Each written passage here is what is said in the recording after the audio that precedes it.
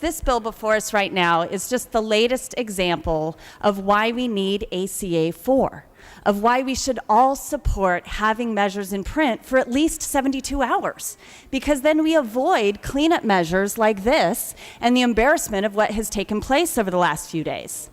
A couple other points I want to make. One that is related, although not covered in this bill, but I would agree that it is absurd that the state needs to reimburse local agencies for complying with open records laws. I don't know that it costs a whole lot of money to print an agenda and post it on a wall. I also know that local agencies charge people who request documents for the documents that they are given. So I agree that that issue needs to be addressed.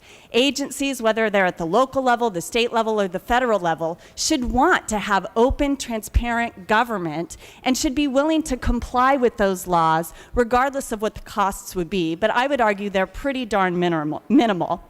And then lastly, I just wanted to point out that I find it very interesting that the same folks who didn't want to release their office budgets 2 years ago, who will not vote on ACA 4 or SCA 10 to require bills to be in print for 72 hours, are now falling all over themselves to defend the Public Records Act.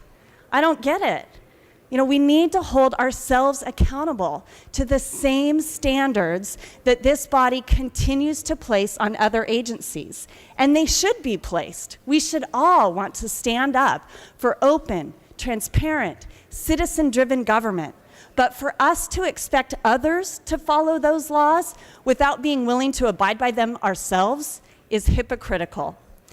I urge the correction of this problem, but I also urge all of my colleagues, Republicans and Democrats alike, to support transparent government and to vote on ACA 4.